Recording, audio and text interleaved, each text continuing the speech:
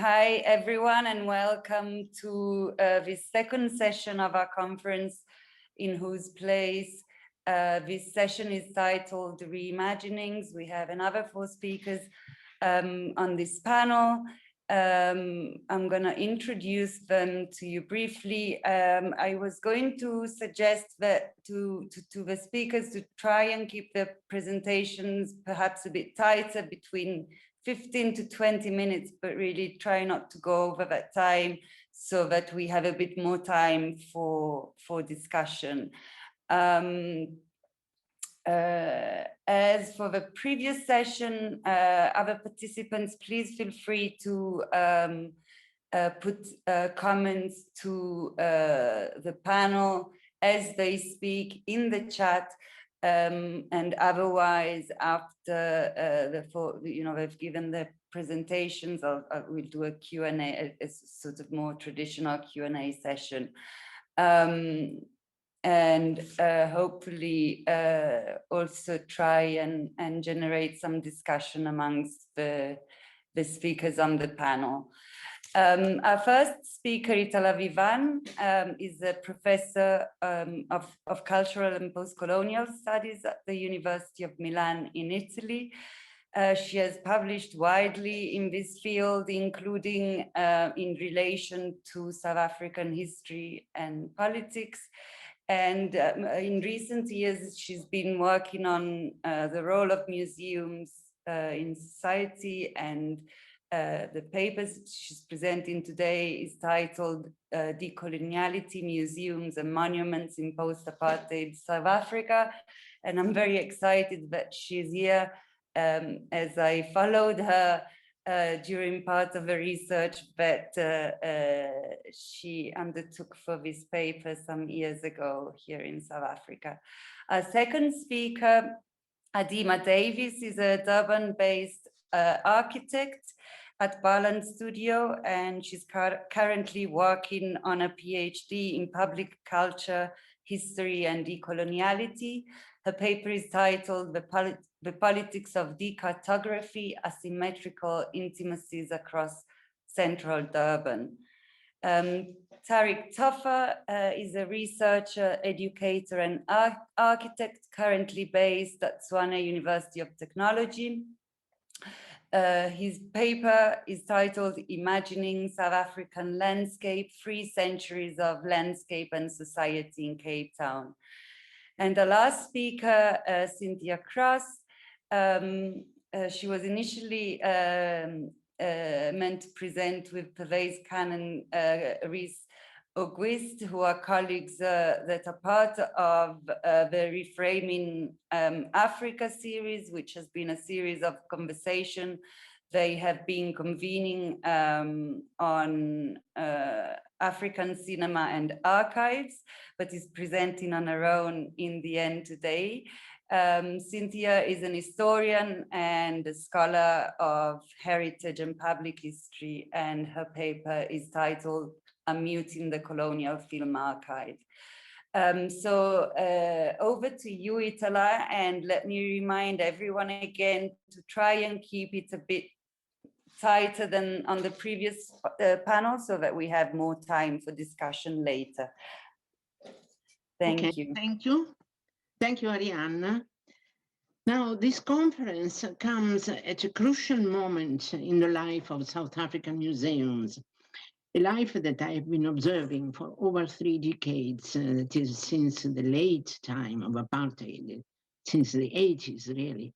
But this particular moment, May the 20th, 2021, is marked by the unique and traumatic event of the pandemic, which hit South Africa as well as the whole world and created an extraordinary emergency for all museums. Long periods of total closure and inactivity, lack of visitors, both domestic and international, and consequent economic and operational difficulties.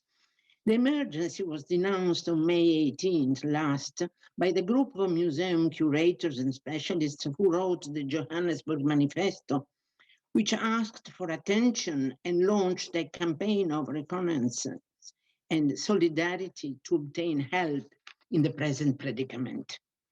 The recent emergency, however, comes on top of a situation of general decline and hardship, which has remote roots and adds up to the individual cases of bad conditions of some museums, cultural centers and memorials closed and abandoned to vandalism and decay. I'm referring, of course, to South African situation. In many cases, the closure due to the pandemic has only worsened the situation of general precariousness and degradation. One wonders how all this could happen in a new South Africa whose vibrancy pervaded the whole world from the 1990s onwards, and where museums, both new and renewed, became the strong point of the new nation brandy, the focus of a cultural transformation and the place of promise in the name of an impending African Renaissance. Let's go back then in time and briefly retrieve the complex history of South African museums. By the late 80s, when the apartheid regime was dying, South Africa had a remarkable number of museums, all of which had been created in colonial times and were therefore molded as colonial in scope, nature, and character.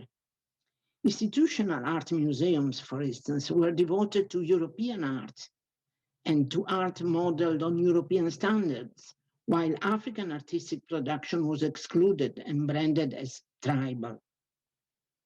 The cultural diversity of the country was absent, practically, since the task of representation was hegemonized by the ruling classes, who diminished and excluded the others, while the official narration of history started from 1652. South Africa was an extraordinarily late example of the imperial master narrative of discovery, conquest, and colonization. On the eve of liberation, the anti-apartheid struggle driven by various movements had already focused on the important role of culture in the fight against colonialism and its extreme avatar, apartheid. The ANC in particular had already approached the issue in conferences and festivals. I will just mention here Gaborone in 82 and Amsterdam in 87.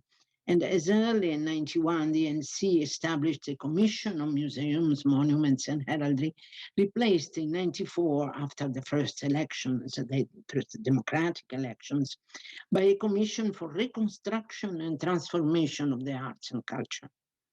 The issue of museum was complex and entailed a deep reshaping and renovation of the old colonial institutions on one side, and the creation of an entirely new discourse through museums created ex novo on the other side, with aim to offer new and unbiased narrations which could overcome and dismantle the deeply entrenched coloniality of South African official culture and manage to capture and represent the country's great diversity, hitherto hidden and discriminated against.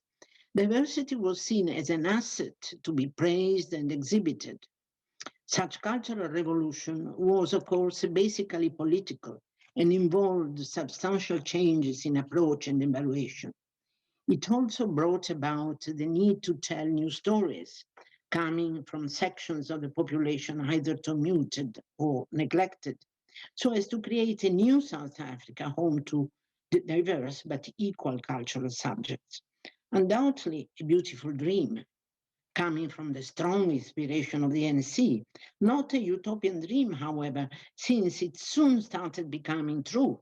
The tragedy of removals and the destruction of a mixed neighborhood brimming with life found space and voice in the District 6 Museum in Cape Town, an admirable example of a museum created from bottom up, full of incredible vitality and heir to the indomitable resilience of the defunct District 6, which is, we all know, who's destroyed like Sophia Town to make room for white development. The horror and the absurdity of apartheid were clothed in the elegant Apartheid Museum, an institutional enterprise of architectural beauty and eloquent structure. Then I'd like to remind here the Luandle Museum of Migrant Labor, which grew slowly but bravely within the precinct of the former hostel by the same name near Cape Town, and managed to commemorate the migrant laborer's life as it used to be. Then Lilliesleaf Farm became back to life in Rivonia near Joburg in a white area to retell the story of hide and seek between ANC leaders and apartheid police, and created new spaces and archives for memory, but also for study and research. Then in the famous Red location near Port Elizabeth, where the Defiance campaign took off in the 50s, a well-known architect inserted superb museum complex right in the middle of the township of New Brighton. The fatal Robben Island, which had hosted the ANC leadership after the Rivonia trial, and whose prison had been home to Mandela and Mbeki, among others, was transformed in a national sanctuary and visited by millions with heart-rending emotion. These, among many others, were the ANC, which the ANC could be proud of, were great achievements in the first period of New South Africa. More complicated was the destiny of the renovation of old and well-established colonial museums, among which the Johannesburg Art Gallery emerged with new vitality and unprecedented capacity to attract both artists and visitors. Then I would only fleetingly mention here the intricate question of ethnological and anthropological museums, which were heavily colonial in organization, then the small museums of local history. And then, of course, all the monuments, from the Voortrekker monument to Saartjie Baartman, new monument, etc. But I won't linger on that because there isn't much time. Now, at the beginning of the new millennium, the general overview of South African Museum was indeed very promising and included many new projects, as well as institutional initiatives, private and as well as institutional initiatives. The flow of tourists was growing, and South Africa was becoming more attractive, not only for natural beauty, but also for the cultural diversity. Now, the first crack and fissure in the system appeared, I believe, in the context of the Red Location Museum. Gradually, the township of New Brighton, where it was proudly located, grew hostile to it and manifested a malevolence which soon turned ugly and became rage, till when in October 2013, the museum was closed by the community itself. Since then, it has remained closed, while all around it, new buildings continued growing up, never to become what they were meant for. That is, a library, a theater, an art gallery, etc. At present, the whole RLM complex is a cemeterial area, lifeless and heavily vandalized, and all efforts of revitalizing it have sadly failed. Now, the main apparent explanation for this failure is the discontent of the local inhabitants of the township itself, who disapproved of an expensive project being built in the middle of their destitution and extreme poverty, while they still lived in shacks. The improvements and new habitative compounds built in the meanwhile did not satisfy the people, while other and deeper reasons for a rejection of the institutional entity started showing up. The people did not like what the RLM said, I mean, its narration. They did not share such narration, especially since it was a narration of the anti-apartheid struggle, which had been very strong in the context of that township.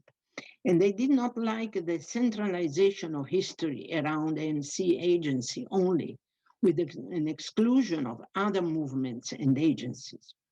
So the reasons why the community reacted negatively to the Red Location Museum were manifold and revealed the political and cultural dissociation from institutional lines, together with a basic antipathy towards the magnificence of the project perceived as an insult to the surroundings. the dilapidated indigence of the township. On the whole, it became obvious that the community was never in tune with their new and elegant guest, which they felt as a foreign guest, and rejected it as an offensive element clashing with their situation.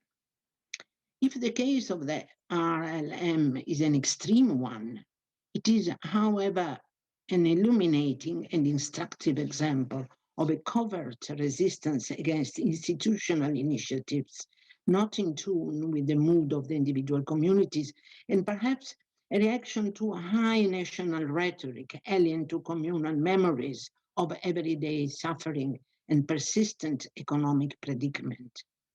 Maybe it is not by chance, we might say, that this and other similar reactions emerged during the period of the Zuma presidency, when the state of the nation showed growing corruption and public services worsened dramatically. There is one more hypothesis which comes to mind in this context. Maybe the rejection of the stylish Red Location Museum was provoked also by a feeling of being confronted with a new form of coloniality. Maybe the New Brighton community, who could not share in the project and the layout of the museum in its political narration, perceived it as a reverberation of coloniality, a repetition of, remote impositions coming from above, as it is used to happen in the past, which was still very recent. But the decline of South African museums is a general phenomenon, and it is being denounced by the national and local press, as well as by those who work in and for museums, as evidenced by the recent initiative of the Johannesburg Manifesto, to which one must add personal experiences of reliable witnesses. The case of the Robben Island Museum, for instance, shows how degraded the situation can be. And I quote here, signs of decay and mismanagement, unquote, are visible all over the place, and the buildings appear neglected and in disarray, while the official bus tour has been reduced so that it now excludes many important points of interest and exhibits. Yet this museum used to be a jewel of New South Africa's museum projects, and an extremely attractive target for both national and international visitors, enshrining the heroic history of the anti-apartheid resistance on one side, but also a very special natural beauty, as we all know. Complaints are coming from other museums which are sinking under financial difficulties. Among them, there is the extraordinarily important District 6 Museum, which is a private enterprise born from the virtual community of the deported from former District 6, but an institution which should be supported by public money for the cultural role, a very important cultural role it is performing. The list of suffering museums and house museums, such as those of Olive Schreiner in Cradock and Sol Plaatje in Kimberley, could be long and painful and suggest a disquieting question. Are the responsible of the Ministry of Arts and Culture aware of what is happening? Are they aware that the decay and eventual disappearance of local cultural institutions are a powerful sign of political indifference and professional mismanagement, contradicting the hopes and dreams, but also the needs of a new South Africa? I will stop here. Thank you very much. Grazie, Itala, and thanks for keeping time.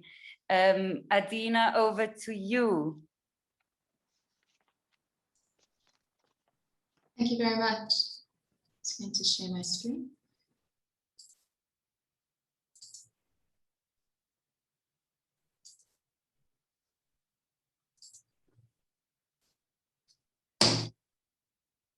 In this and every exercise, I claim no moral superiority and boldly reclaim my own position, story, and heritage. I will no longer accept advances to erase, pacify, or nullify my existence. I acknowledge my place on stolen land, built by the hands of enslavement. I celebrate and support the enduring connection of all indigenous, Creole, and enslaved people to it. So too do I confirm my support for the just resistance of the Palestinian people in the face of Zionist colonialism, my support for the economic boycott, divest, and sanction of the supposed state of Israel towards the freedom of the Palestinian people and the return of indigenous land. Decolonization is not an abstract metaphor. It is this collective act of resistance. This research intends to map towards the possibility of such resistance for Bloc AK and those forcefully removed in Durban. This paper refers to white as the privileged racial group, originally referred to as Europeans, who went on to adopt the nomenclature of white. The term black suggests the collective of marginalized and oppressed peoples, including those racialized by the apartheid colonial regime and the current government, in enabling further separation between the racial groupings as Indian, colored, and black, counter to the negative term non-whites popularly used within the apartheid colonial period. Durban had already conceived the notion of the segregated city in 1943 and executed the process of forced removals prior to the passing of the Group Areas Act of 1950 as national legislation. Thus, the urban presence of blackness was within the city as invisible as possible to the dominant class. As invisible as possible, not present, but made to seem as such. This research is towards the justification of my PhD and the case study of Bloc AK, wherein which cartography is the science or practice of drawing maps involving both scientific and artistic elements, combining graphic talents and specialized knowledge of compilation and design principles with available techniques for the production of maps. Maps function as visualization tools for spatial data and are extracted for a variety of purposes. Decartography is then the process of reducing, erasing, removing, and reversing such layers of political, cultural, or other non-geographical divisions off of a geographical area or representation thereof. As invisible as possible, not present, but made to seem as such. The South African government structured the decartography of Black heritage under the guise of providing a solution for the unsanitary spaces occupied by Black people. Slum eradication, and later, forced removals saw the erasure of District 6 in Cape Town, South End in Gqeberha, and Bloc AK in Durban. In the context of post-1994 democratic South Africa, the presence of these barren landscapes monumentalize apartheid colonialism, affirming the reducing, erasing, removing, and reversing of Black presence. Largely ignored and undocumented since the 1970s, Bloc AK in Durban draws parallels to that of District 6 in South End. Each of them were formed as a Black, multicultural, and working class neighborhood on the edge of the central business district. Each later considered a slum and declared for white occupation and development. Each faced extreme resistance and took over a decade to be cleared of its ex-residents. And sadly, each are today bleached, contested, and scarred landscapes. This paper seeks to interrogate Bloc AK as one such monument, exploring the formation of the area, its demise due to apartheid segregationist legislation, but also asking if by reinscribing the sociocultural layers, both present and forcefully removed within Bloc AK and its community now spread across the greater Durban area, can we move toward the possibility of reimagining notions of architectural heritage and a future for Bloc AK as a record of its people and Black heritage? A Brief History of Durban is a tale of a natural bay on the southeast African coastline of the Indian Ocean, a glimpse of dry land between two flays. It is a tale of British occupation and settler colonialism within the territories of the isiZulu nation, of Indian indenture, and of African migrant labor. It is a tale of the modeling of racist, separatist planning and labor exploitation, of displacement of its people, all so romantically washed in the golden sunlight that hits our promenade along the Golden Mile. The city was established as a trading post for the British Empire by Francis Farewell in 1824. Soon, the trading post became a camp, and then the camp developed into a formalized settlement with the gridiron city structure by 1840. By 1860, as was the modus operandi of the British Empire across its colonies, the indentured laborers arrived from India. The relationship between India and Durban would continue over the subsequent decades, with the influx of more laborers arriving and the ex-indentured laborers, as well as free and passenger Indians coming to settle. The notion of the indentured laborer was a temporary measure, assuming that laborers would return home after their indenture expired. However, this was not the case, as the Brits had already plundered India herself, leaving little opportunity for those who had entered into indenture in the first place. The sudden popularity of Durban as a city concerned the council and its residents, and thus the Asiatic Menace was born in 1875. Expressing their disdain, and in order to retain a European cultural identity, challenged the economic threat that was the growing Indian merchant population and restrained the establishment of home within the city by Black laborers. The council saw the formation of two cities. First, an official settler colonial city epitomizing European architectural aesthetic and urban appeal, and the other, the spaces containing Black heritage built along the marshlands on the outskirts of the CBD, beneath the more appealing hills of the Berea reserved for whites only. Legislation doubtless will have to be resorted to prevent these people thus locating themselves in our very midst, their habits and customs being, as is well known, so totally at variance and repugnant to those of Europeans, said the mayor in 1875. Settlement in the Greyville area, known technically as Block AK, began in the mid-19th century as a former indentured laborer, Tilak Singh, was granted the license to trade in West, now Pixley Kaseme Street in the CBD. The council allowed him to purchase a piece of property between Osborne and May Streets beneath the Greyville Racecourse, on land deemed unsuitable for white occupation due to the topography and poor drainage of the existing marshland. He was soon followed by a number of passenger Indians and other formerly indentured laborers who settled and began conducting their business between Block AK and the CBD in the late 1880s. The unoccupied marshland soon stretched down Mitchell Road towards the Umgeni, along Umgeni Road, and then perpendicularly up Epsom Road and back up along the racecourse. Block AK granted access to city life just to its east, and proximities to affluence up towards the Berea. Within, the self-development of the community saw a mix of residential, commercial, and civic properties arise, including the building of the Greyville School, the May Street Mosque, and the glamorous Ranch Hotel. Black and white photographs of personal archives have given us a glimpse into the life that was Block AK. Like District 6 and South End 2, the life of their residents was colored by the proximity to the city, by their ownership of place, of turning corner cafes into places to be seen, streets into playgrounds and cricket pitches, and facing away, even if for a moment, from the realities of apartheid colonialism into a community of home. A constant threat to the city of Durban as a model of Eurocentric urbanism, the city's council had adopted numerous strategies in order to make invisible this presence of Black heritage, extending the boundary of the city itself to accommodate new housing out to the south and southwest of the city, new legislation around the building standards and sanitation on a Eurocentric basis, and the targeting of slums. The strategies manifested formally as the Public Health Act and the Slums Act of 1934, as well as the Policing of Slum Zones in 1939, earmarking areas that had been previously under white ownership between the Berea and the CBD, sold to Black people and populated with older dwellings and properties. Block AK was one such slum. The cornerstone of apartheid, the Group Areas Act of 1950, controlled the transfer of land and immovable property, restricted the sale of property between the same race groups, and controlled occupation rights and gave rise to the controlled areas of relocation. What would become known simply as forced removals was first documented in the 1970s. The Surplus People Project in 1983 would expand on it through its record of provincial forced removals. Platsky and Walker preferred the term as it was argued that resettlement alone implied that some accrual of benefit was given to those moved and disguised the coerced nature of their relocations. The true figures of those forcefully removed will never be known. An assumption in 1985 estimated that 3.5 million people were forcefully removed, with an additional 2 million under threat thereof by 1983. With an acknowledgement that the true figure could be double this when looking at the scale of the social upheavals in post-World War II Europe.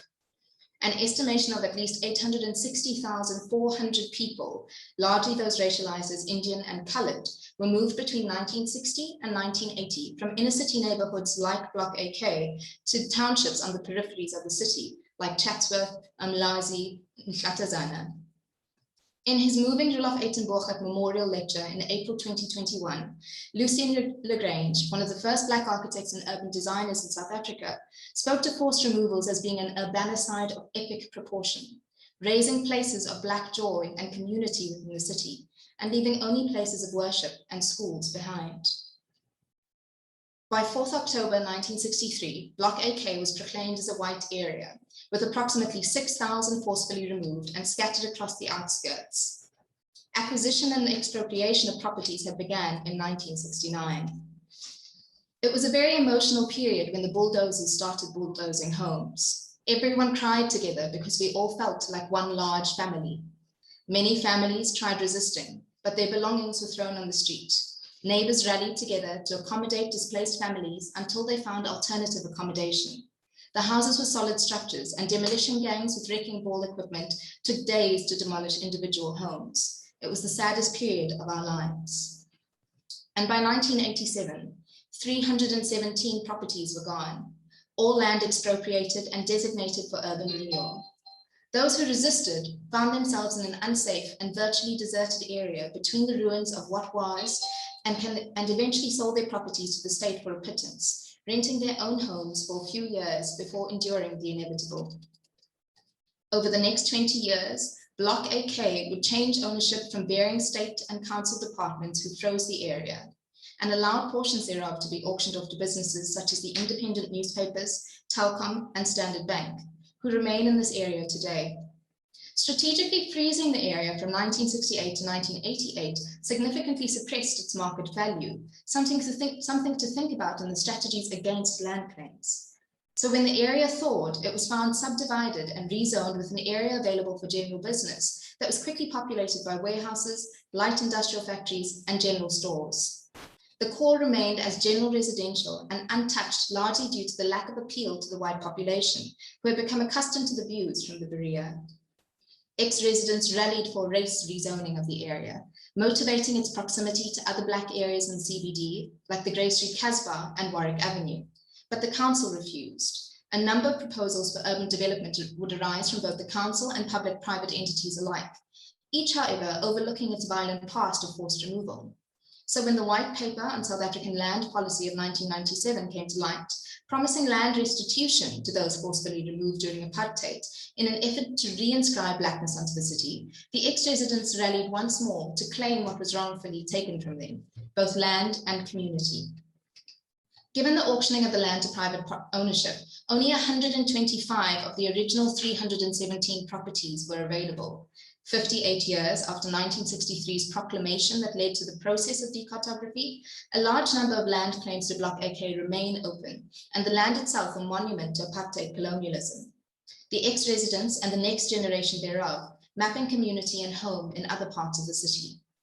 Topographically concealed, portions of Block AK are now covered in the massive private developments with its core untouched, invisible, concealed by parked minibus taxis and refuse dumpsters. The only indication of life being the weekly open-air gathering of Shembe churchgoers who worship on the hallowed land, the homeless and the African paradise flycatchers and rose-ringed parakeets who make their homes under and in the trees left behind that suggest the presence of something between them.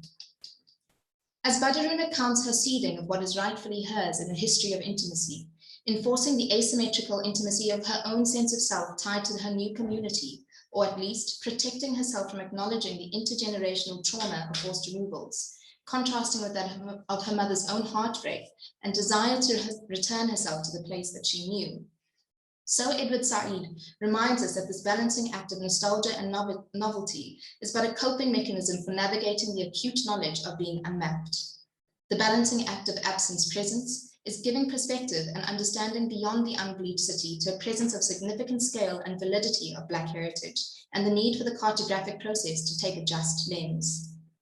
Perhaps operating at yet another balancing act, heritage itself is considered to be positioned in the space between the individual consciousness and the collective, between the idiosyncratic and what is held in common. Thus, the heritage discourse operates as potentially the principal site for negotiating such issues of culture, identity, and citizenship, despite it historically serving to fuel a singular narrative, that of apartheid state propaganda of settler colonial mythology in South Africa. In the exercise of exclusivity to supposed status quo, the challenge of the architectural profession at large, as eloquently unpacked by Tariq Tofa, architectural heritage has become merely a sentimental attachment to the notions of grandeur of our past, preoccupying itself with the spectacle of authenticity, lacking the rigor and criticality of the contemporary practice which acknowledges both the rootedness and the constructedness of cultural identity seeking to wholly embrace decolonization, or at the very least an anti-colonial critique, comprehending history in its full complexity and owning up to the horrors of the past. Overlaid in post-1994 South Africa is the exoticism of the African vernacular, an illusion of interest in expanding the definition of heritage to yet another heritage of decartography. Yet this is not my tale today. Nick Shepherd describes heritage as being of the past in the present, a notion well suited to the case of Block AK, amidst the trees lost beneath the Gravel Racecourse in the Durban landscape. The equal lack of political will and that of greater public interest has turned the once thriving neighborhood into a monument of the apartheid colonial desire for the presence of the Black heritage in the city to be made invisible. For reasons speculated and some unknown, the area remains deeply contested, with some ex-residents consoling themselves with a less than satisfactory financial compensation figure in lieu of land, or the option of land in another area, not in any way in line with the principal promise of restitution, as cited in the white paper on land policy. Through the former Block AK Action Committee, a civil organization formed in 1991 that ran with the sole purpose of navigating the complex unraveling of the land claims, stated, "We are asking for no more than justice to be done, that those people who suffered under the Group Areas Act be given what is rightfully theirs." A number of individuals have surfaced, telling their stories of Block AK as home, of the emotional distress of forced removals, of their desire to create sociospatial connections, and of removing the lingering monument of apartheid colonialism from the map, as seen in the image today.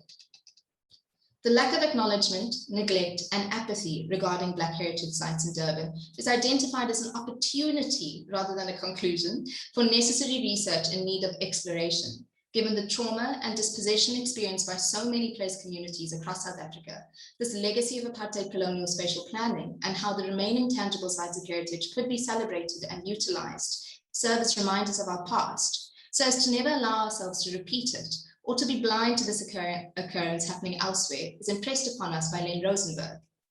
The possibility exists here of reinscribing Block AK as a monument of its true heritage, merging the tangible heritage of physical space with the intangible, the sociocultural asymmetrical intimacies and navigations that exist within its ex-residents now spread across our city.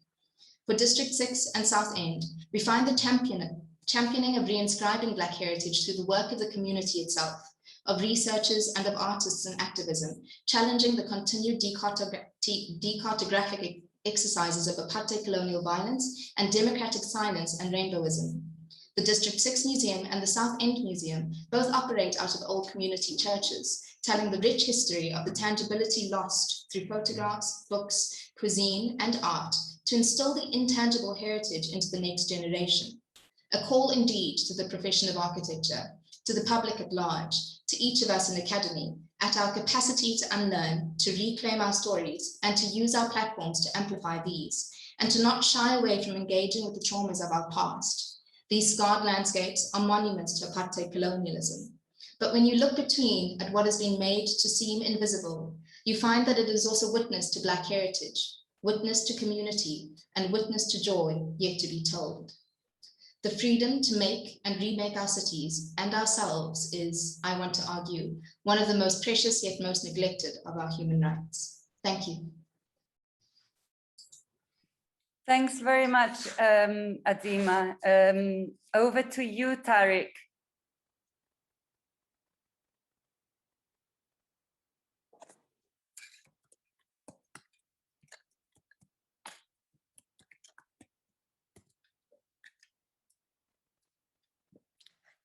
Tariq? Sorry. Here you are. Okay, let me share my We screen. hear you, but I can't see you yet.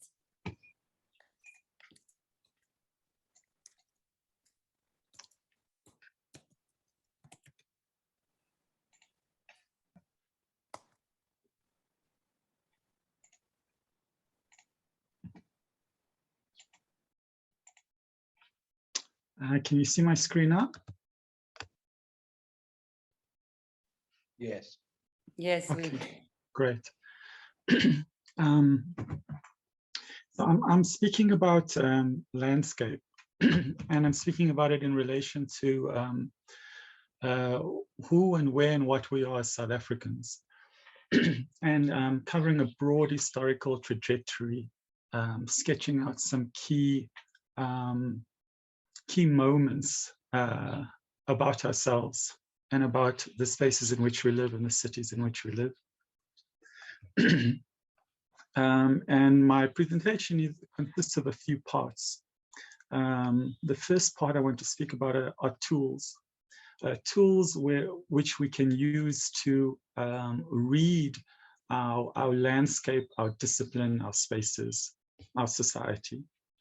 And also to understand what I mean when I speak of South African landscape. Because I mean something very specific. The word is a broad word with many meanings.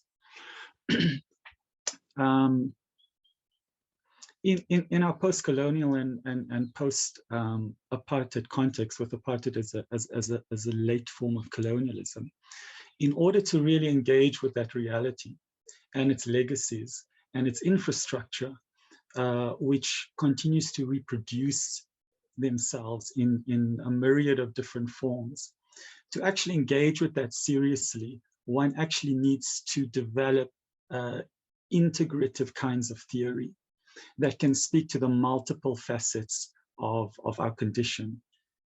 and this is something I do in my work. So what we look at today is the way I approach the analysis of the South African condition, our space, our society is very multidimensional and interdisciplinary, and I think because it needs to be. So it requires the integration of many disciplines to enable one to understand it on a deeper level. There is, coming from the built environment, my discipline, it really needs a much closer relationship with the humanities than it has. There are individuals who are pursuing those links, but it's not really the mainstay of the profession. And what that requires is really the spatial readings alongside social ones, alongside discursive and symbolic ones, what we could generally call the humanities and the built environment. And these are just some key texts which I think epitomize some of those tools. A William Mitchell from Cultural Studies, anthropologists, cultural anthropologists in South Africa, archaeologists, social historians, architects, planners, theorists of capital and the global economy. All of these things are necessary to really have an integrated understanding of our condition, and therefore to develop effective tools. So this is the first point, the tools that we need. Okay, and for me, the concept of landscape has been very useful because it's a very elastic concept, which potentially stretches over lots of disciplines and enables us to work in an integrated way. The second point I want to speak about is constructs. The constructs we live with, the constructs which make ourselves, which reproduce our society. Very little spoken about is the kind of folk beliefs, almost the ontological views and epistemes that the early colonists arrived with in South Africa. Very little has been written about it, but although the first settlers and the Dutch East India Company had a mandate to promote, excuse me, had a mandate to promote Christianity, by and large, the majority of the early settlers, certainly many of them, were what historians have only called nominal Christians. In fact, they had many medieval folk beliefs. And one of those key beliefs that we have, that we see many tales that all of us know like the back of our hand, like Red Riding Hood, and is an idea of a Europe where which was very little urbanized. and the wild and the forest and going into untamed nature was very much in the imagination, and comes through in those folk tales, and was also part of, I would argue, the mindset, the views of the early settlers, because what we will see, just to open up broadly, through the colonial centuries, is we will see a discourse with the wild, you know, from the Robinson Crusoe, Shakespeare, to all kinds of stories about the civilized Western man who goes into the wild. There's so many variations of the story. The wild is the very antithesis of all that is Western, all that is Europe, all that is civilized. You know, all of these very mainstream cultural products. But in academia, we are very familiar with Fanon's critique of colonialism, and we understand him more deeply when we put it in this larger conceptual and semantic field. You know, for example, we understand Fanon much better when we understand Joseph Conrad, who really describes the non-human who exists in that wild, who is barely even human. You know, then we understand what Fanon is really critiquing. And these themes continue to be reproduced in Hollywood to this day, that we even think nothing of it. To return to South Africa, one of the things that we see is this very concept of the wild. You know, here we find a very early map where we see the landscape is emptied of human beings, but it's filled with wild beasts and monsters, you know. And we come to understand that the reason that we can have a colonial imperial project where the land is both empty and wild is because human beings have been incorporated into the wild. They have become part of that beastly wild landscape. And in the South African context, we had our own special word, which so violently and captured all of that, which one also almost has to apologize before they say it today, which is the K word, kafir, right? And during apartheid, it was a noun to refer to things, but during the broader colonial period, especially the 19th century, it was an adjective. Kafir was meant to describe everything, and that is the antithesis of civilized, everything indigenous, everything that was not European and Western.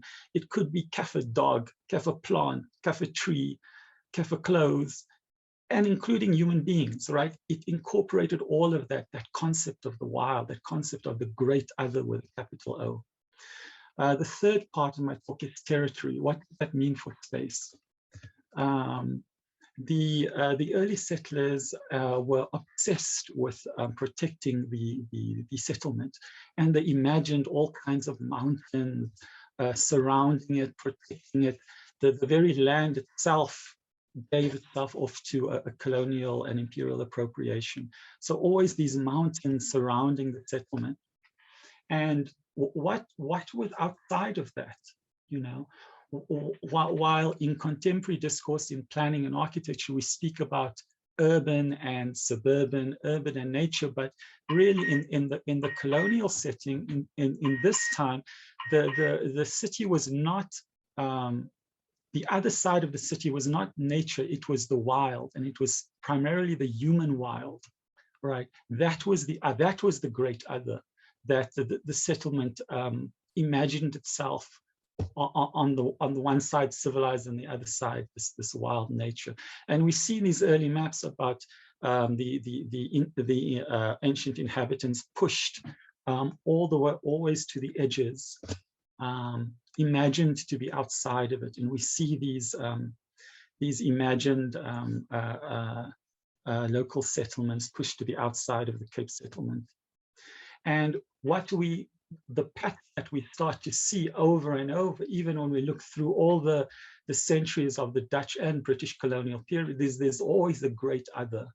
You know, during the Dutch colonial period, we see in the first image on the left and again the one after that in the middle.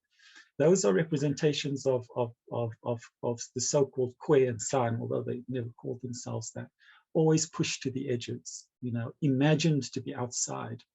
And then in the third image of the right is a British map, where now the Xhosa are that great other. They have now replaced the Kwe San population that have now been utterly decimated. They have become the great other, but it is the same patterns, right?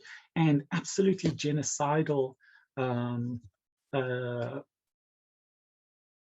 attitude existed, and events that are almost frightening to speak about, both in relation to how the Kwe and the San were treated, and the Xhosa chieftains toward the east of the British colony.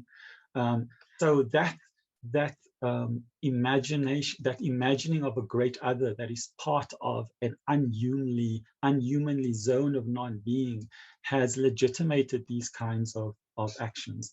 So this is landscape on a geographical sense, the geography of how we have shaped our society. And on the bottom left here, we see that the Kwe and San inhabited all over Southern Africa, but really concentrated all along the southern and western parts of the country, which you wouldn't know today because that's now what we now call the garden route, a very benign idea of seeing tourist sites, but actually it is a site of incredible erasure. And South African society possesses an incredible amount of cognitive dissonance with so much of our history. So I've spoken about tools, things we need to think, things we can think with.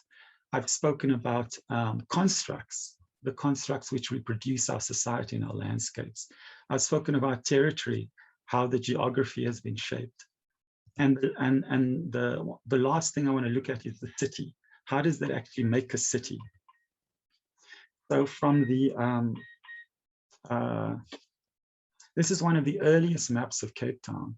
And the shape of the colony and the city is already laid right at the inception, where we have on the top left the fort and the port, and then the employees of the Dutch East India Company who were released to set up farms and sell produce, which then set up, as they run all along the slopes of Table Mountain, they set up what will later become the southern suburbs, which we now know as the southern suburbs. And the Cape Flats remains an empty space, and then we move to the farms all the way on the right to the Stellenbosch farms. This sets up the structure of our city for centuries. Okay, and it would remain so through the Dutch period. The basic overall shape would remain so through the Dutch period, through the British period, right up until the before apartheid and the forced removals. Overall, it remains the basic shape of the city. Through the British period, the society becomes thoroughly racialized. So by the time apartheid comes along, before apartheid, our society is already thoroughly racialized and already significantly segregated. You know, when the apartheid ideologues came into power, they said apartheid was nothing new because they understood its longevity and its continuity. So here we have the city still strung out. This is just before the apartheid era and the forced removal, strung out along the southern suburbs. And there are many instances of explicit segregation. The township of Ndabele, Langa, Guguletu, Nyanga, they are all explicit projects of displacement, relocation, and forced removals. But the overall shape of the city remains relatively the same. You know, the society is experiencing all kinds of social stress and racial and tensions and inequalities, but the overall shape of the city, the morphology of the city hasn't changed dramatically. This only happened with the apartheid project, right? Where what at the time was called new cities almost new towns that were created on that barren, windswept, uninhabitable landscape for most of the time, right? And really creating cities within cities, towns within towns, a ghetto surrounded by buffers, modernist typologies, and so on. This is a major intervention in the landscape. And the last point I'm going to make now is, where do we go from here? I will wrap up to sum up all of these things, because I've been saying many things. The final point is, what is after apartheid, right? So in the built environment disciplines, in Cape Town, the first major intervention from the newly emergent urban design department in the city of Cape Town was an idea that comes out of the spatial development framework. It's the idea of a equitable city. If you look at the diagram on the left, a democratic grid thrown out over the whole of the city. This is how we will imagine a new city, an equal city, where there is no discrepancy and lopsidedness and inequality, etc., etc. And how the urban designers in the city imagined it was to tackle transport infrastructure, interchanges, as they call it. And they imagine that at different scales. And these are the images on the right, all the kit of parts that they imagine an interchange as a centrality would be made up of. And these are some of the projects that came out of that, known as the Dignified Places program. You know, they are basically what they call level 3 scale or level 2 scale intervention. It's basically a local / regional scale interventions. They do not change the overall spatial structure of the city or its social infrastructure, but they do attempt to make an intervention on a much more localized scale, and that these local things would build up and integrate with the urban fabric and create, as they called it, dignified, which is a very qualitative thing, dignified things. They're overlapping the idea of space, overlapping with something much more qualitative in our society. This is the first project I want to show after apartheid. The second project is the bus rapid transit systems, which are being implemented across the country. An enormous amount of investment has gone into them, that some have even called it a golden age of transport infrastructure in South Africa. This is the BRT in Cape Town, which comes out of the World Cup period as one of those projects that came out of that. And it is, and I know my time is almost out, Ariana, so I'm gonna try to wrap up very quickly, but I'm almost done. On the far left, we see the phase 1 of the BRT, which is basically a seafront corridor from Hout Bay up to Table View. That's where most of the investment goes in. And then there's another route that goes to the airport. 5 years later, an extension of that was implemented, which is a 2 routes, one which goes into Khayelitsha, a black township, and the other one which goes into Mitchell's Plain, a colored township, right? These 2 bus lines as an extension of that initial project. And on the far right is the future plan that comes out of it. And my question there, although I can't go into any detail, is that enough to really change the social and spatial structure of the city, or is it a very conservative intervention? I'm almost out of time. The last project I will show, without going into too much detail about it, was a project commissioned by the city of Cape Town. And that was produced by Dave Dew and Pitt Lowe, and the many aspects to it, but the most significant thing that I want to point out is the idea that the so-called CBD, the Central Business District of Cape Town, is in fact not central, but very peripheral, and it needs to become part of the broader city. And so they imagined pushing out the culmination of buses and rail and transport infrastructure further into the Cape Flats and having a tram or some kind of inner city public transport which connects to that. So it pushes this very peripheral CBD into the majority city of the Cape Flats through a connection. And then although it was not directly part of that project, the railway infrastructure, which creates a new urban system. My final point and my final slide is just to return to where we started, that we need a multiple knowledges that in fact becomes a new integrated kind of theory. And then we can develop integrated practices to have substantive transformation. Because all these things are connected to one another. One cannot expect social transformation separate from economic, separate from spatial, separate from qualitative and quantitative. Each one affects the other, and we need integrative theory and practices to be able to handle that substantively. So what I've done here in this image on the right is I've taken that very abstract concept of a just democratic grid, but to understand that we actually need to have a design intervention here as well, to create new kinds of urban systems, and then to have all the stakeholders involved and the political will to be able to set that up. And to understand that when we intervene spatially, we are in fact also speaking to our economy, speaking to ourselves, speaking to our society, and shaping what kind of a society we want to be. And the last question I'll leave us with, Ariana, is do we really want that though? It's a big presumption to think that everybody is on board with this, but there are many indicators that not everyone actually wants such a thing. So it is a Herculean task to transform those things. And at the same time, is it something that we all actually want? Thank you. Thanks very much, Tariq. Cynthia, over to you. I'm not going to take up any time.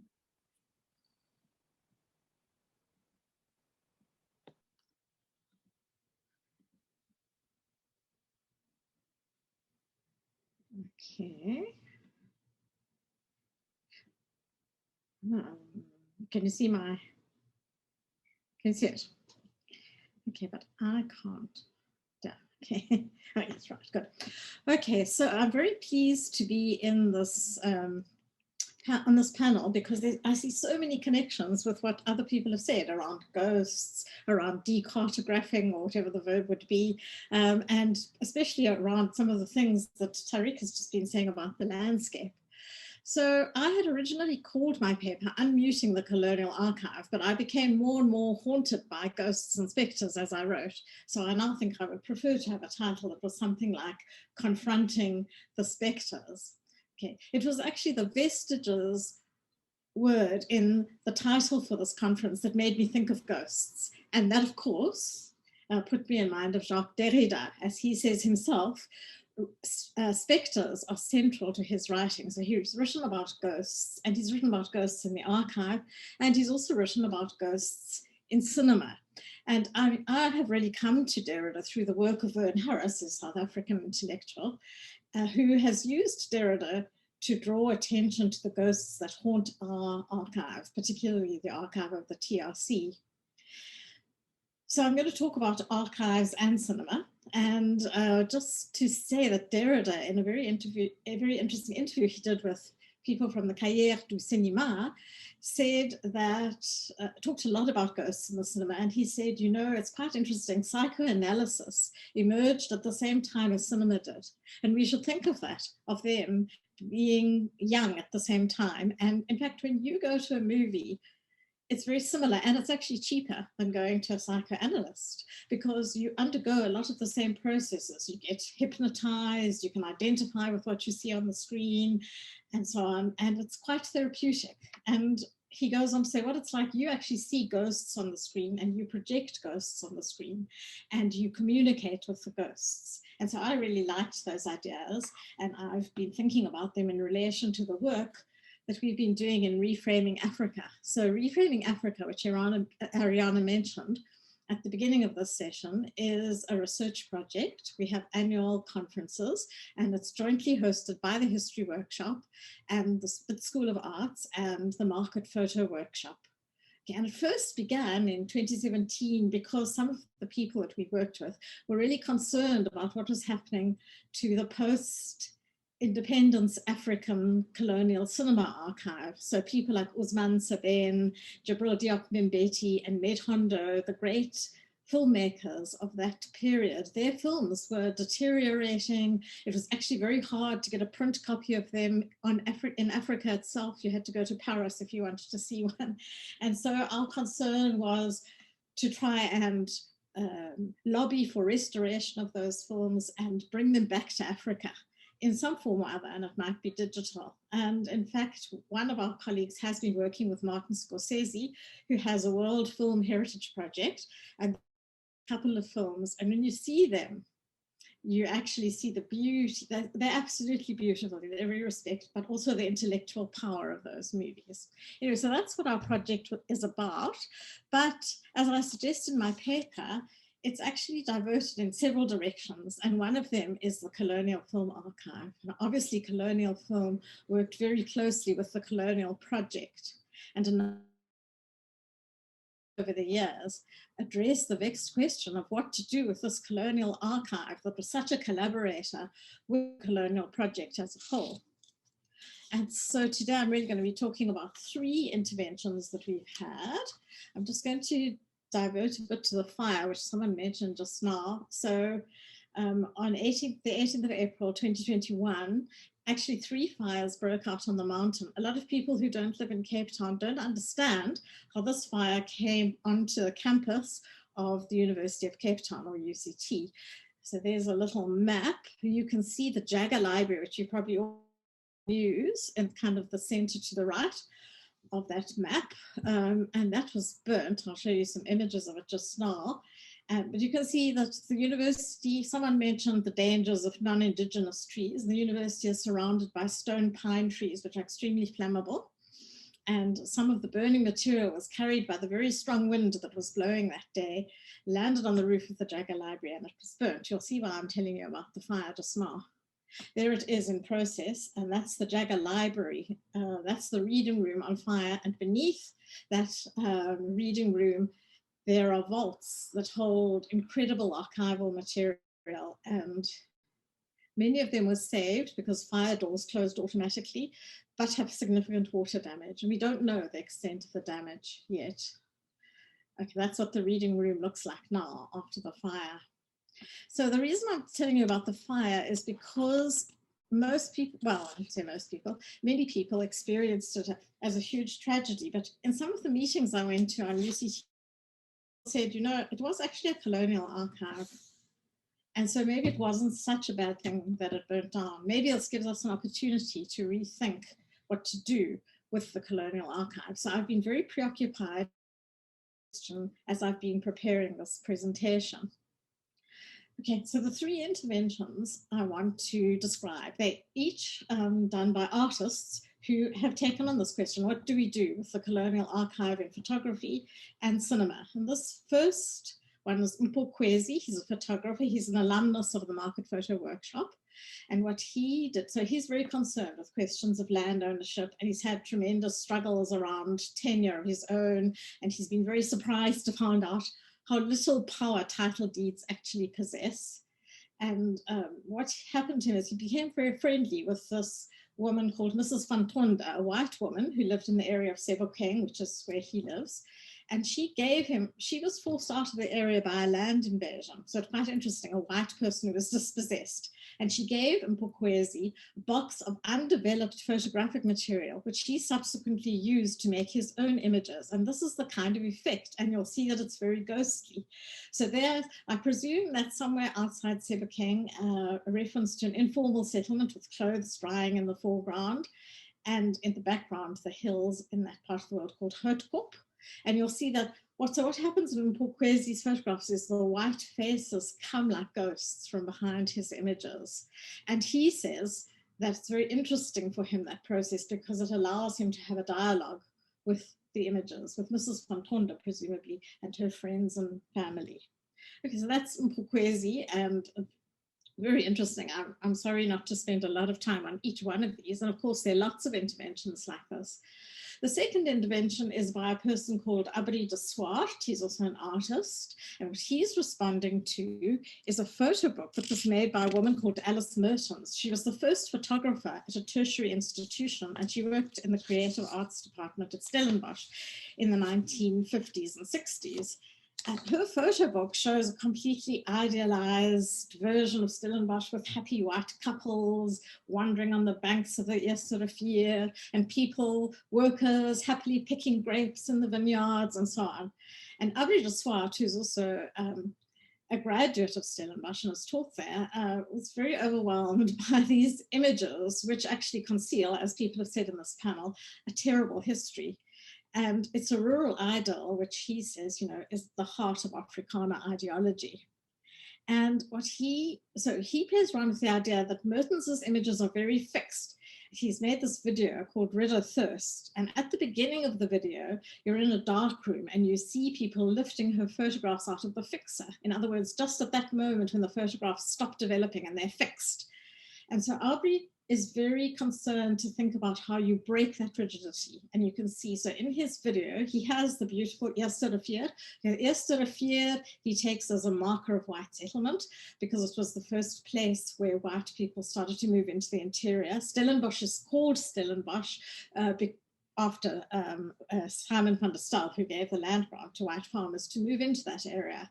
And so Abri shows this beautiful river coursing over rocks and boulders, but then he inserts these things like the image that you see on the screen in the shape of an oak leaf, because oaks grow on the banks and oaks are very redolent of Stellenbosch and so on, and with contemporary images. Now this is quite a decent image. Some of his images are of naked male bodies or near naked male bodies and are erotically suggestive. So this is what he puts on top of Alice Mertens's images. And he talks about how to get rid of her ghosts.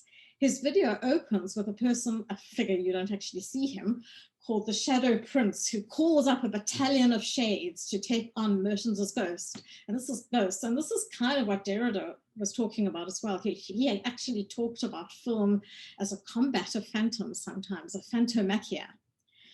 And so the shades and the Prince of the Shadow Prince got, and they're determined to desiccate, to dry up the Eerste Rivier.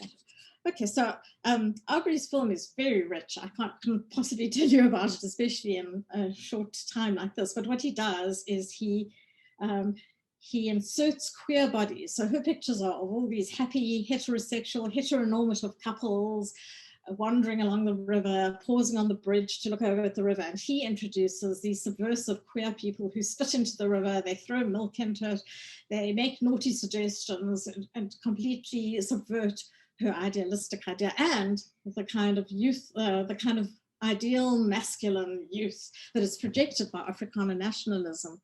And Abri actually says that he associates the violence of student rituals, student initiation rituals that they have at Stellenbosch, which force your body to conform to a particular notion of very damaging masculinity. And he associates that with documentary photography. He sees documentary photography as violent because it fixes, that he comes back to that all the time. It fixes identity.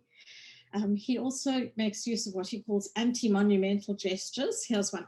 I don't know if this is the Shadow Prince, but you can see that he is he's a man of color, and he's playing his flute. In the end, the whole river does dry up, and he's sitting in this very desolate landscape playing his flute. And Abri explained to me, you see, he's not a statue on a plinth. He's a living person, and so it's an anti-monumental gesture. Okay, so that's Abri, and now this film is really amazing. This is by a German woman called Eva Knopf. She made this movie for her MA project in Germany. And you see the person in the front of this photograph, his name was Najub. He later changed his name to Muhammad Hussein. And his story is extraordinary. So he lived in German, East Africa in the early 20th century. He and his father joined the Schutztruppen, which are the colonial troops in the First World War in German, East Africa. His father was killed. Subsequently, Majub became a steward on a German shipping line. And when they stopped in Germany one day in 1929, he decided to go ashore and stay there, to stay in Germany. And he went to ask for his compensation for having fought in the First World War, which he, needless to say, did not receive.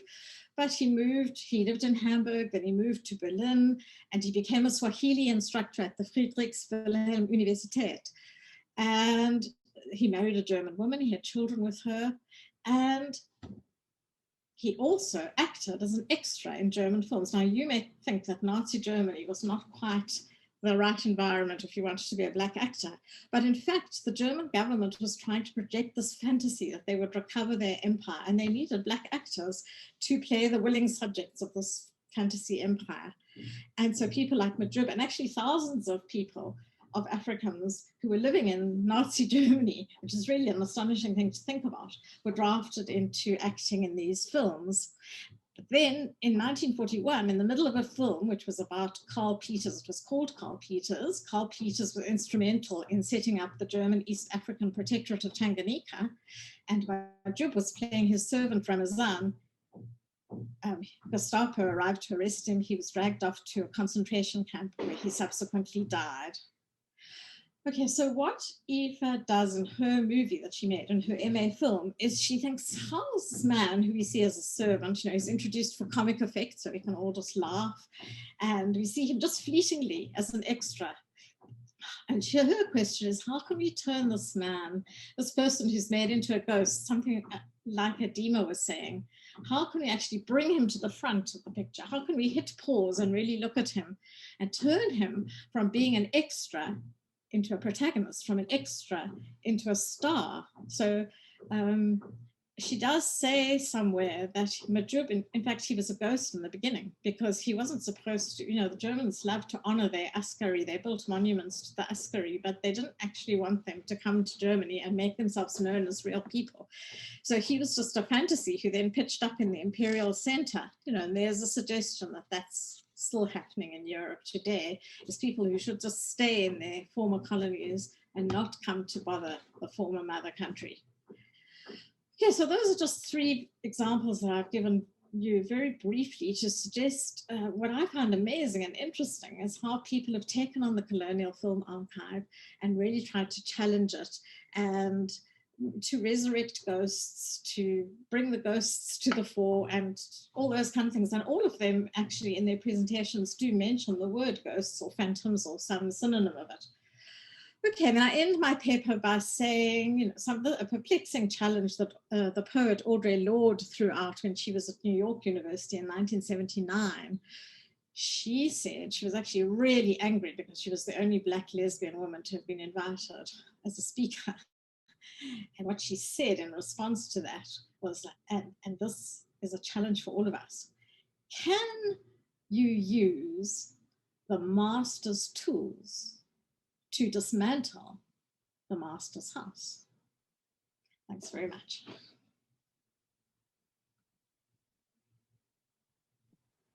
Great, thanks very much to all four of you, Itala, Adima, Tariq and Cynthia, for really wonderful presentations that spoke in different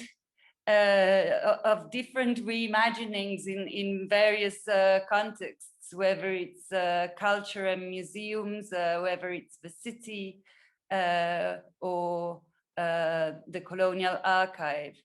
And the issue of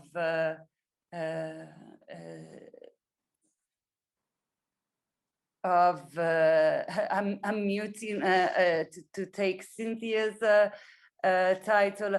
I'm muting the voices, or you know, bringing back the ghosts that have been erased by histories of settler colonialism.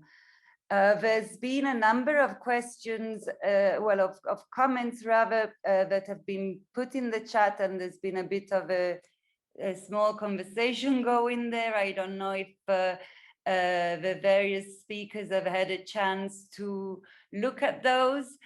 Please look in the chat. And meantime, can I invite participants to raise their hands to ask questions and make comments. I can't see any hands at the moment.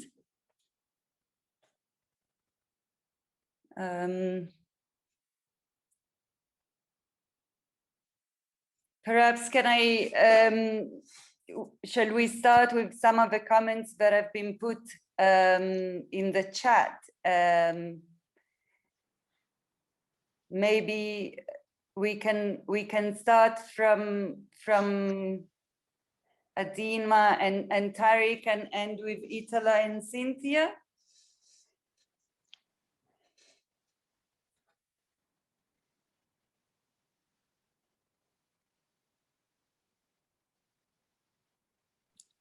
And I see a hand from Naomi. Naomi, do you want to come in here? Please go ahead and unmute. Cool, thank you. You can even see my face. And yeah, and I see Ali Hlongwane is waving at the camera desperately as well.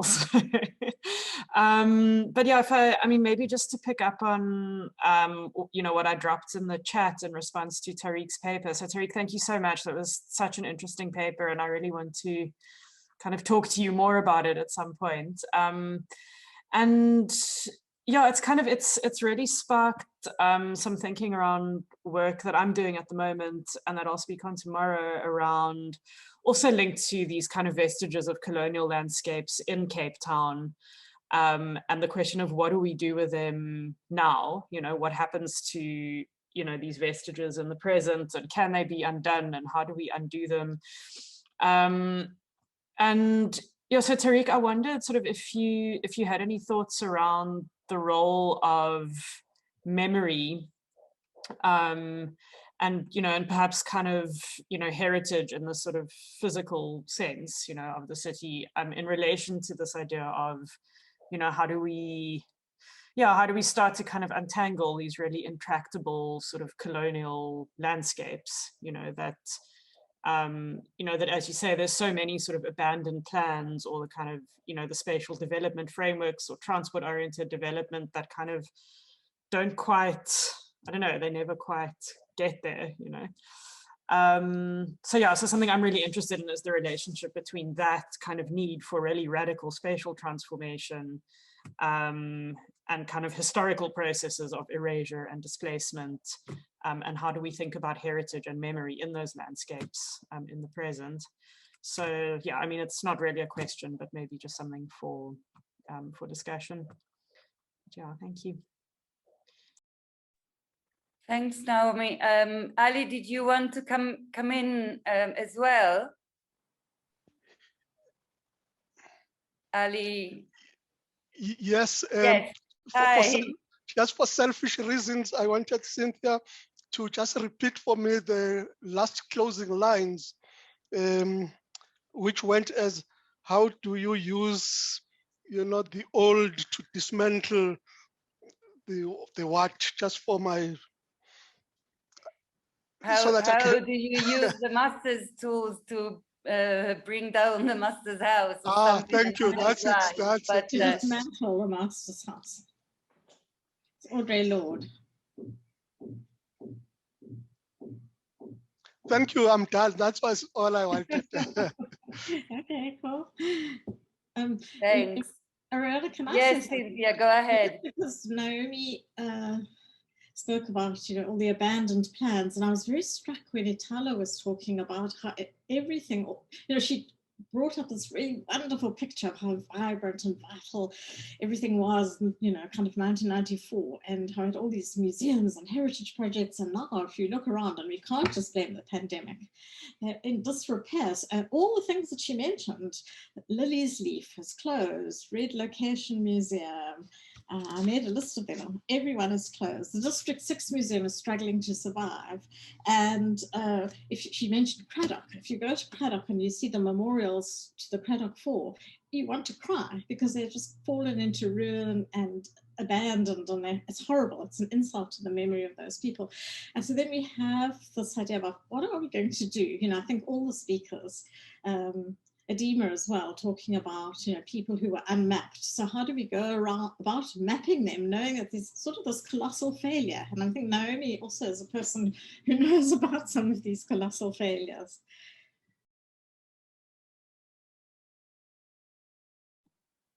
Thanks, Cynthia. Itala, Adima, and Tariq, would you like to come in? Well, yes, I would like to say something and respond to Cynthia. As I tried to convey my paper in the short statement, it's disheartening to see what's happening now to South African museums, because there were great hopes, but there were also great achievements. I mean, beautiful museums which are now closed. Why are they closed? That's what I'm wondering about. It's very important that people study and analyze the reasons why. It's not only the pandemic, it's not only, it's well, partly it's economic hardships coming from all this combination of negative elements, but partly it's also a disconnection between the original plan and the dream and what the people actually wanted, or what emerged later. Like I lingered on the example of the Red Location Museum, because this was a great project and aesthetically very beautiful, I mean, as an architectural project. But was this kind of project the project that the local population wanted to have in their own surrounding, in their own township? I wonder. I mean, was a high aesthetic level a requirement, or wasn't it rather something different? That is to say, participation.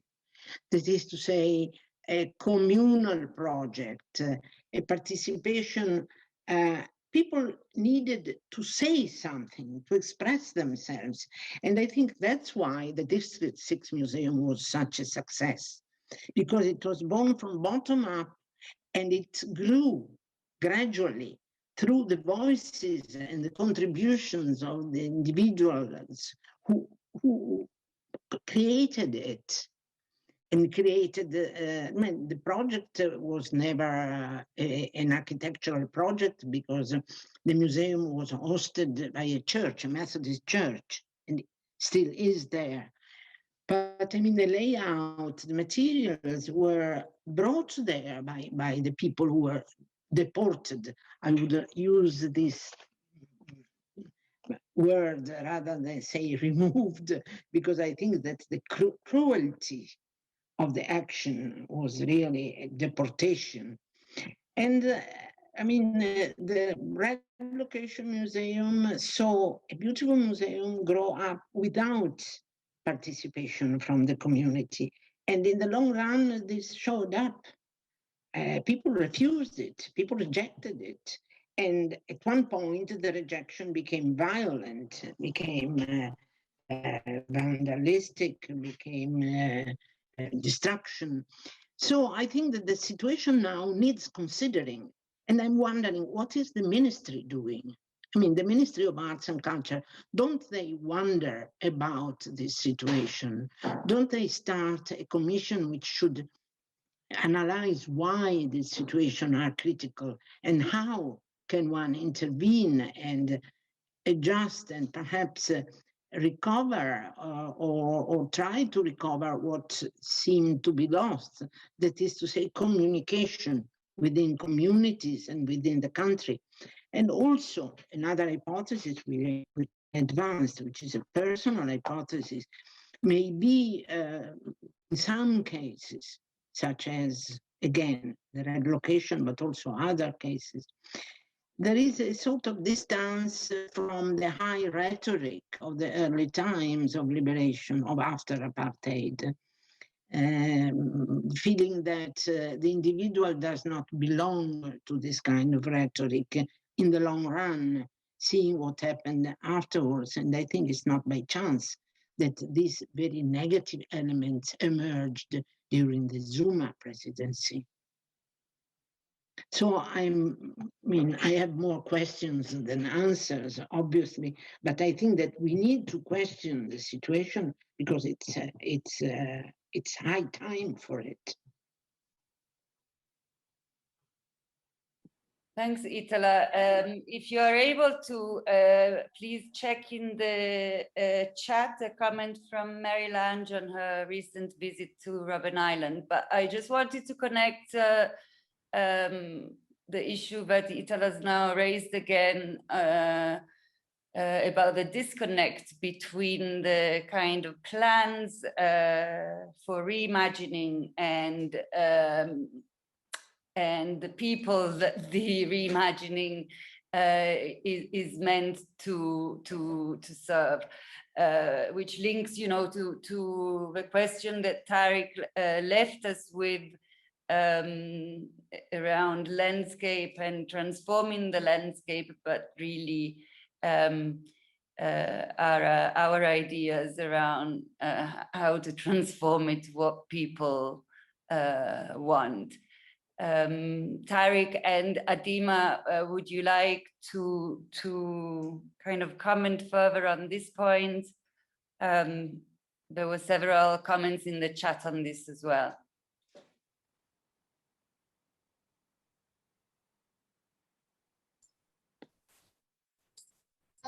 Yeah, I think, look, I'm just reading Naomi's comment about kind of the sort of emblem of government failure. And I think what Itala is talking about, this disconnect of dream versus what people actually want, is true. But I also want to caution, and I suppose from being within the architecture profession and the built environment as a whole, is caution ourselves around this idea of romanticizing community once an exercise towards kind of understanding what we need to be doing post-apartheid. And I think it's really interesting to kind of talk about, I made a few notes to kind of talk about the trouble of red location, because it is a stellar kind of case study as to the failure of the museum. And you see it a lot here in Durban as well. I mean, I am personally now involved in the completion of the Umkumbane Culture and Heritage Center and completing Rodney Karamanski's exercise towards a museum of forced removals, and understanding the bureaucratic struggles towards getting it there. I think Tariq talks about it in his essay in Learning to Speak, this notion of rainbowism as perpetuating the silence and as a distraction itself towards our just freedom and just expression thereof as communities of blackness, communities of color, even the community of the democratic South Africa as a whole. So when you look at the failure of these museums, it's because I think in a way we're not also giving, and I asked this question earlier about how are we giving access and education and value and reinstilling value into our communities who had it so brutally stripped from them through apartheid colonialism. So people themselves don't see the value of themselves, and perhaps in the exercise of creating museums, we are monumentalizing instead the idea of the switching off of racism or the switching off of apartheid, and not necessarily the idea of reinstilling value to people and why aspects like museums could mean so much to changing our society. So our preoccupations with what they look like, and it's definitely in no way a criticism of Joe Nero's Red Location Museum. It was a beautiful building to look at. I'm thinking directly of its section now. As an architect, it's really beautiful to look at, but what it actually did to the community in that space who didn't actually have any access to amenities post-apartheid, so to give someone a museum when you're struggling for basic human rights is I think almost criminal of our government. And maybe we should be asking, how are we taking this conversation to the public, and how are we directly holding our departments of arts and culture? And I know in eThekwini, in KZN, it's our departments of parks, heritage, and recreation, and really just asking them, how are you meaningfully engaging on the subject matter? Because we can all talk about it and we can all see the validity, but clearly something's broken in the system. Yeah. Thanks, Adima. Tariq, there were a few questions and comments posed to you in the chat, including by Naomi around the role of memory, and then Maria Jose Freitas asking you about the role of history in reimaginings.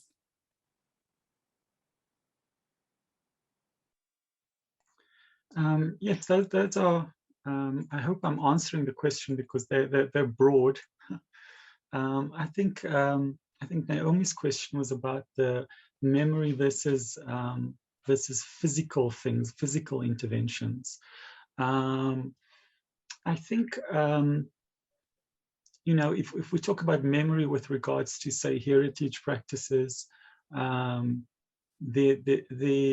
you know, if we understand heritage to be people's histories that are elevated to a legitimized narrative, and we understand those narratives to have values embedded in them and visions embedded in them, right? So if one is protecting a heritage, there are values embedded in it. It's not just looking towards the past. There's a vision of something to protect, something to move forward into the future. And so it's always a contested space. Whose narratives get elevated to heritage that should shape the way we move forward.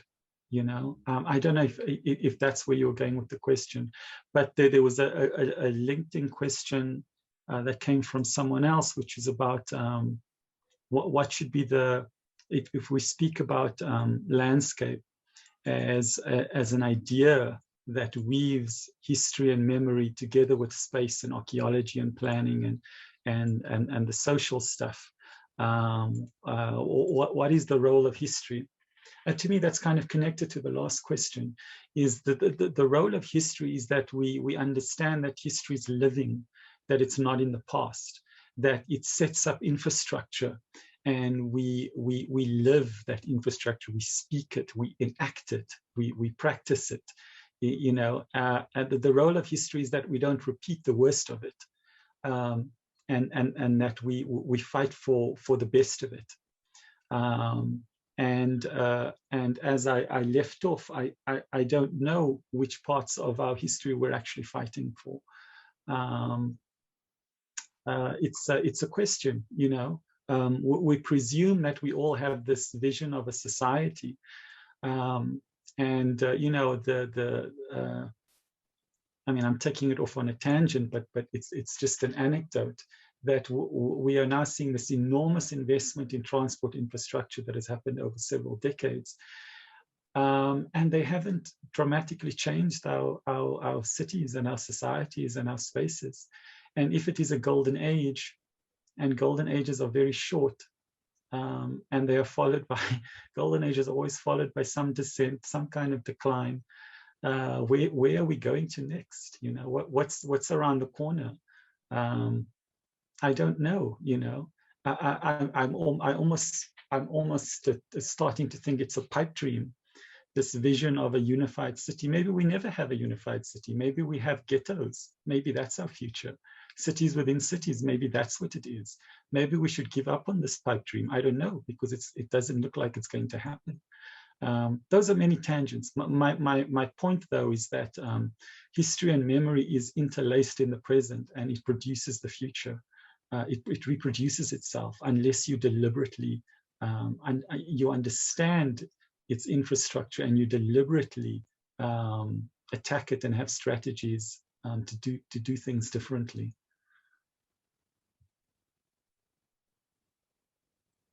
May I raise a question? Okay. Yes, please go ahead, Maria. I'm Maria José. Okay, I'm an architect. I'm Portuguese. Actually, I'm in Portugal, but I practice and I live in Macau. Macau, which actually is China land, and it was under Portuguese administration during the 20th century. I attended the handover. And actually, seeing all the city subject is being subject to a new PDM, a municipal plan, and also to a plan for the UNESCO, because the center is classified. So we have the center with a mixed heritage by the Portuguese and by the Chinese. And we have new areas for the city development outside. But it seems that around the city center, the city cannot stop growing. You have in my background the picture of Macau. And in a way, we are, the government there is creating some ghettos for expansion in the islands outside Macau. So we have not a city, we have different parts of the city not connected.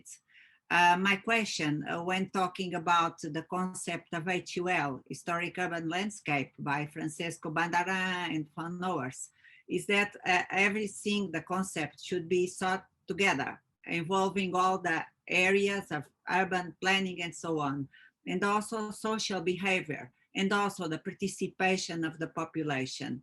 When we mean history, we have the monuments, we have the museums and so on, but we have the population. And the population also has their beliefs, their past, the things they believe. In Macau, we have the mechanisms. So I think it's very important to include all these people when we think about the future. Maybe, as Tariq mentioned, we can have cities inside the city, but how can we, survive or go over this to have an inclusive city for all of us? This is my question also to Tariq and also to Adima. Thank you. Thanks very much, Maria.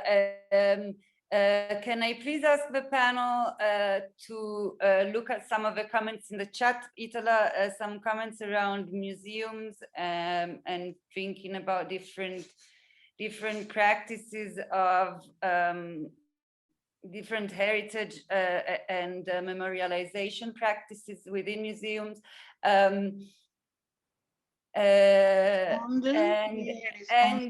wait a second, Itala, let me see, are there any other hands, anyone that would like to come in and comment at this stage? We still have about 20 minutes left, just a little less than, 20 minutes. If not, I'll ask Itala to come in, thanks.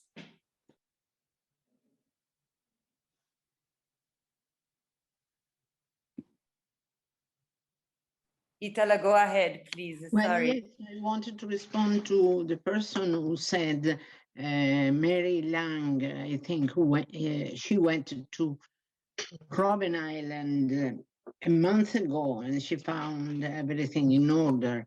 My news, the news I have come from the National South African Press, and I'll date back from as far as March, saying that it was dilapidated and the buildings were in disrepair. So maybe they've been repaired very recently, which would be really wonderful.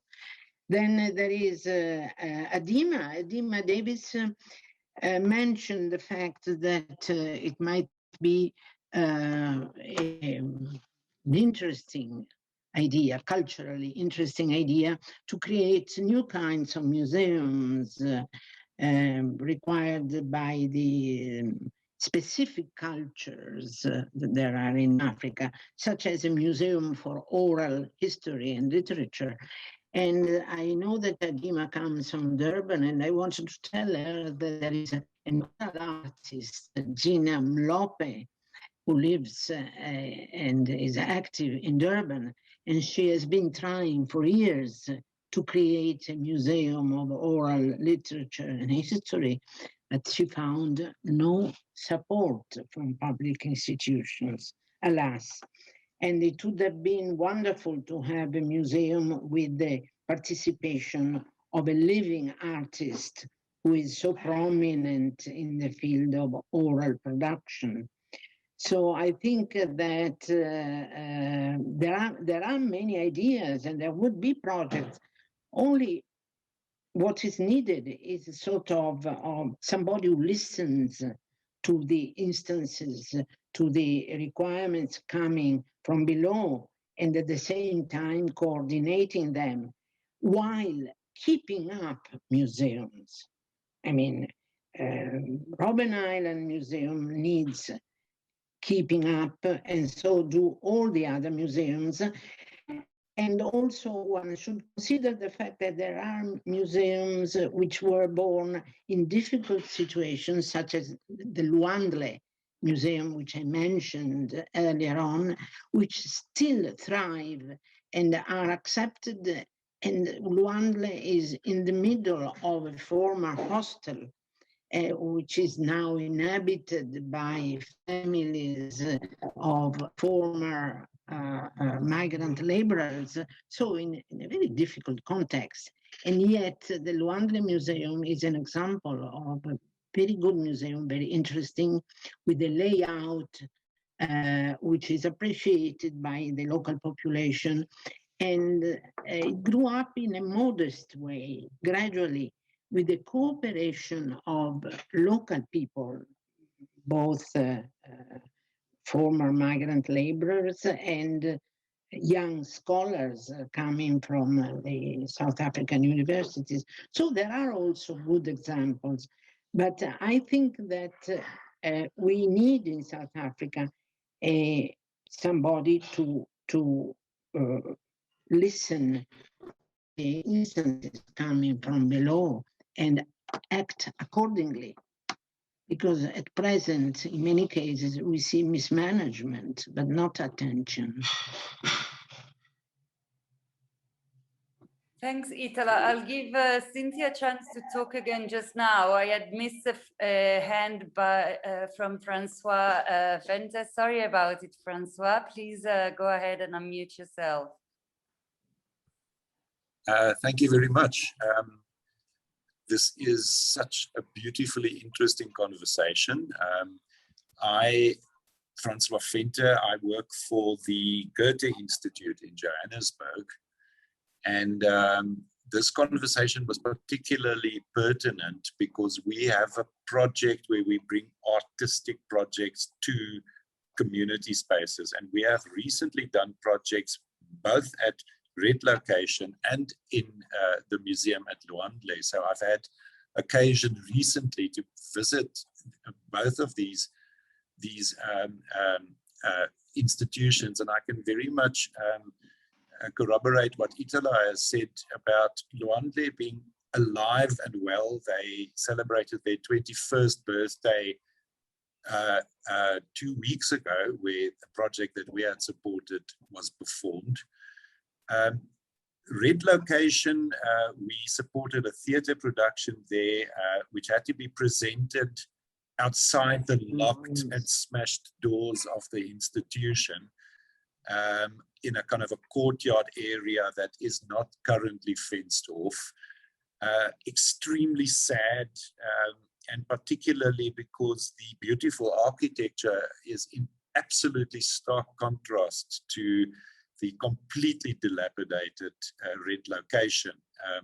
We also spoke to community members in the area who had been instrumental in closing the doors of Red Location Museum, who explained to us how the lack of consultation by the government authorities had led to a level of rage that then eventually led to the closure of the Red Location Museum. Finally, I would like to just play a short bit of word games regarding the idea of destroying the master's house and which tools ought to be used, possibly also in response to Tariq's remarks. It is not viable or possible or humane to raise the entire Cape Town to the ground and start from scratch again. I am reminded of a picture, a famous picture from the life of Bob Marley, where he is standing outside the mansion that he had bought in Kingston, Jamaica, and he's holding a telephone. The telephone line comes out the window of the mansion, and he's standing with his feet in the ornamental garden, chatting on the telephone. It looks like he's just played a game of soccer on the lawn. So it's a beautiful image because clearly destroying that mansion would neither have served Bob Marley or anyone else in Jamaica, but the process of inhabiting the mansion clearly took it away from the master. And so a modest proposal towards reworking metaphors, there might be something like, which tools should be used to convert the mansion of the master to serve the new inhabitants? Thank you very much.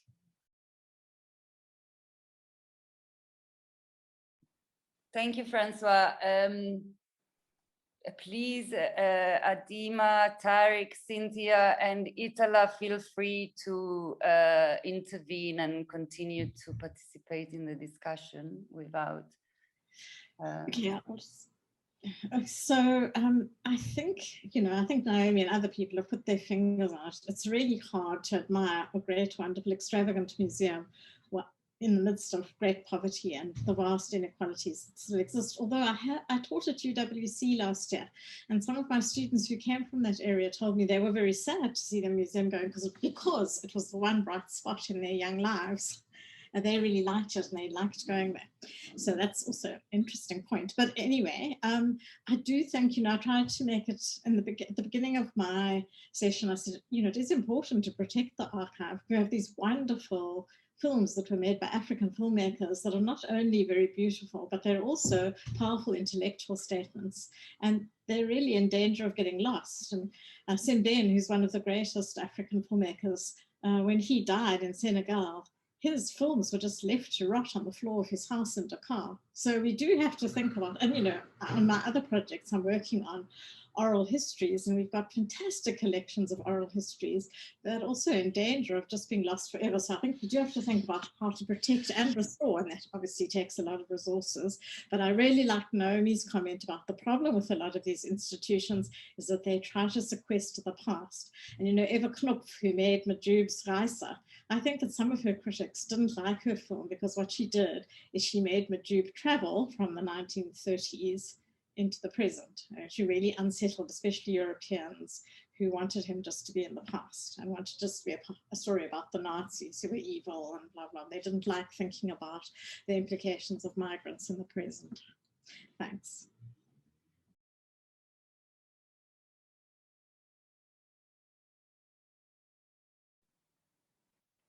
Thanks, Cynthia. Tariq and Adima, please, go ahead without me having to call on you and intervene in the discussion. Thanks. I can jump in. There were a few questions. I think the question about museums. We have so many museum projects, and we also have a lot of sports stadiums, and there are a lot of institutions that we've delivered in the post-apartheid period, but we see the complexity that it's not just about quantitative things that one delivers, but there's been so much. The people at the Red Location Museum have been evicted. They've suffered a dehumanization, and it's complicated. These are all the things we have to understand that we're dealing with simultaneously. There was a question about how do we make cities more inclusive and not perpetuate the already established ghettos and create new ones and ever more distance between the haves and the have-nots. I think you need the many stakeholders to be involved if we're going to seriously tackle that. In South Africa now, the government comes under a lot of criticism.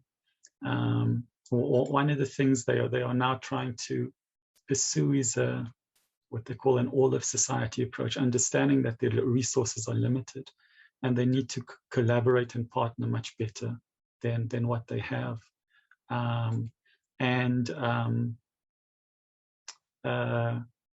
One of the ways that to the point of inclusive cities, that the city has themselves started to acknowledge is that they need to intervene, not just through planning and regulations, but actual interventions within the economy, interventions within land value, you know, to take it in an economic direction. I mean, we've seen this with our bus rapid transit systems, which are part of a broader transit-oriented development vision. Put differently, it's simply about creating zones and corridors where the poorer majority of the society has access to what the city can offer, and that new kinds of collectivities can be formed. But for that to happen, you need land, and the national or local or provincial governments actually have to intervene in shaping those markets and protecting those kind of land parcels, and actually having deliberate market interventions. I mean, you're asking me a broad question, but this is one of the realizations that is unfolding within the city, as one comment. And in the example I showed in Cape Town, for example, there we're employing what is basically an international model, this corridor bus rapid transit model, but it looks nothing like its inspiration in Curitiba, and it doesn't even look like the Johannesburg case. It's become something completely different, which is why I ask, what are our visions actually? You know, to have an inclusive future, we need to all be on board with that and really strategically set up the processes in which we can achieve that. And I gave one example of land value and market intervention. And the third question that I sort of noted was that the question that has come up a few times, and as Cynthia, and you're the one who he started the question originally, which is the master's house and their tools. I mean, that question now, today, would be considered a decolonial question, you know, because you know what decolonial theorists differentiate is between the post-colonial thought and decolonial thought, you know, where post-colonial thought is using those tools that have created the problems in the first place. And decolonial thinkers emphasize that there are other ways of knowing and seeing and thinking and feeling, and we need other voices and other agency to articulate those things and to be given the space to do that. And that's always a contested space. So it's not to say that Cape Town must be demolished, and it's not to say that everything in the library must be thrown out. But it's to understand where those things come from. You know, you can't build without critique. Tariq, sorry to interrupt you there, but we've got 2 minutes left, and I would like to give Adima a chance to, you know, make any final comments in the discussion. Go ahead, Adima. Thanks. I think also just following on from Tariq's point, I also, and I just mentioned earlier, I wonder about this, you know, Tuppen Yang wrote so eloquently about decolonization not being a metaphor. And I wonder particularly within my own profession how notions of decoloniality are used just, you know, just as a metaphor. And perhaps what we need to be thinking of are these anti-colonial critiques, which I think is what's really coming through from each of our presentations, these possibilities, because what is the reality of living decoloniality and decolonization? The reality of decolonization is what we're seeing in violence and brutality in other areas of the world. And while I mentioned at the very beginning of my presentation that I fundamentally support them, unequivocally as a South African and as a Muslim woman, I support those efforts. But I kind of wonder about the realities of it and how are we really pushing for first an anti-colonial critique of these agendas and these intentions, because yes, we can talk about and we can find public funding for museums ad nauseum, which is what we have in truth. But what if all of our land was a museum? What if all of our land and all of its people were museums? And what if we acknowledge the truth and heritage as being embedded within each of us? And maybe I am perhaps leaning more towards the interest of saying that heritage is inherent and instilled, and we need to tap into those before wanting to rebuild places that do it, because I'm no longer convinced of the notion that architecture has the capacity to be timeless in that manner to tell our stories. And maybe the example of Tariq was smiling, but yeah, and maybe the example of red location is just that. I'm not quite sure. I agree with someone with of descendancy from Quebec. I'm not necessarily sure I agree with the notions of red location opening again. I'm quite happy to look at the beautiful section that Joan Nero has drawn instead. Thanks, everyone. Thanks very much. I'm sorry, but I'm gonna have to close the session here. Thanks so much to our 4 speakers and to all of you that have participated in the discussion.